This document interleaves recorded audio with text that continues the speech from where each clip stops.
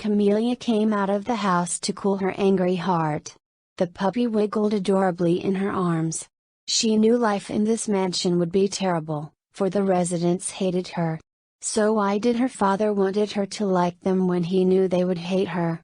Must she stay here until she was 25? She walked up to the fountain and settled the puppy on the ground. Sitting down, she laid her arms against the fountain and stared at the flowing water. Though the mansion was beautiful and the fountain captivating, her heart was lonely and battered. She had no friends and no one who cared about her. Her father had been wrong. This house would not give her warmth, not when the residents were so cold and cruel. Her thoughts wandered to the late Mr. William Shaw. Was he cold like his home or a father whom she'd longed for? Why had he helped her father, and would he had been like the father she'd always wanted? She sighed and laid her head down to rest on the fountain. The head cook, Blanche, quickly came out of the house to greet James as he walked up the stairs into the house in his suit. "Mr. Shaw, that girl from America threatened to fire me," she blurted out, crying. James looked annoyed. "Where is she?" "She's out in the back. She's also taken your dog and not allowed us to feed him." One of the maids, Sarah, came out nervously to take his briefcase. James took off his shoes and entered the house.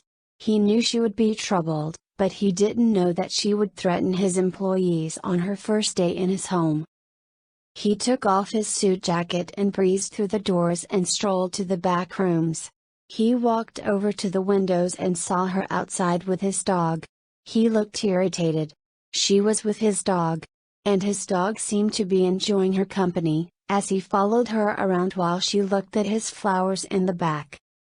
He opened the sliding door and stepped out, slipping onto an outdoor sandal to step onto the grass. He watched her, annoyed as she seemed to be happy and in place as if this was her home. "Leo," he called out, and the dog, hearing his name, turned from Camellia and ran towards his master. Camellia turned around in surprise at James's presence. She had been so busy looking at all the flowers in the back that she had forgotten the time. The dog ran up to him and James knelt down and rubbed the dog's neck with some gentle words. After a moment, he looked up to her and narrowed his eyes. She stood from across the lawn as he stood up and walked toward her with his hands in his pant pockets. "Leo seems to like you," he began, looking down at the happy dog beside him. She looked at Leo, who seemed happy next to his master, and a light smile crossed her face. But when she turned back to look at him, her eyes turned unemotional. "You seem to get along well in this place. Do you like it?" he asked sarcastically. She looked around to acknowledge the place and nodded. He raised one eyebrow. "Does it go with your lifestyle? I'm sure you must have had more enjoyment in America with all the freedom and partying.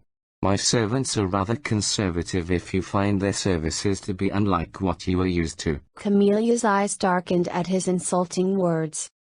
He turned away in disregard. "Must I make it clear to you, Miss Quintana, that you are here as my father's guest? As the head of the household, I will not tolerate any aggression from any guests." "What are you implying, Mr. Shaw?" Camellia asked firmly, anger slowly building up in her. He turned back to look at her coldly. "I'm implying, Miss Quintana, that you are welcome to roam this place as you like, but my employees will only answer to me. Any threats you plan to make will not be tolerated in this house, which is my responsibility." Camelia's heart filled with anger. "I plan to make no intentional threats in your house, Mr. Shaw. If a man of your stature taught your employees some manners and respect for those they serve, even if they don't serve me, a person alone knows how to greet someone when they first meet, especially if they are an employee greeting a guest." Camellia smiled from a sarcastic thought. "But then, their manners must have come from their employer. For he also has no manners to greet a guest with hospitality. Like they say, an employee is only as good as the employer." His eyes narrowed, as he looked unhappy at her words. She lifted her chin to meet him and then turned away to leave in triumph. He followed her impatiently. "I don't care what threats you make here, Miss Quintana, but I will not tolerate you cowering my employees." Camellia stopped and looked at him. "Why do you worry so, Mr. Shaw? In your eyes, I am not your guest. In fact, you view me no different from them, am I not correct? She asked with a disgusted look on her face. His eyes narrowed angrily. If that is how I view you, then I would have ordered your luggage to be placed in the employees' corridor. But you can't because of your father's will. I don't care about my father's will, or what he would have wanted me to do. I only want to know why my father is helping your father. And if I have to take you in for 2 years to wait for the downward to be read, then I will patiently allow you to step into this house as a guest. She coldly returned his uncaring gesture. And what happens when you have real guests over, Mr. Shaw? Will you hide me like an unwanted guest, or will you blend me in as one of your maids? He stared at her blankly. The thought never came to him. What would you want it to be? He asked suddenly, a twist to his lips. His eyes looked at her mockingly. She looked away almost regretfully. I wished my father never did a favor for your father, so I wouldn't need to wait 2 years here in this cold house of yours just to hear his last words. And I wish that my father had never rivaled with your father, so that we wouldn't be here hating each other. James looked surprised. He didn't expect her to say these words. He didn't expect her to have some sensitivity. It seemed as if she almost hated her position here, a position where she could be owning millions of his father's money. She was the first woman in his life who told him that this house was cold, something he had felt at times. He had thought she would be a common, wasteful talker, annoying, perhaps bossy. He actually felt sorry for her now as her face turned away from him as if troubled and depressed. And suddenly he felt regretful of his unkindness to her. She quickly dismissed her thoughts and faced him bravely.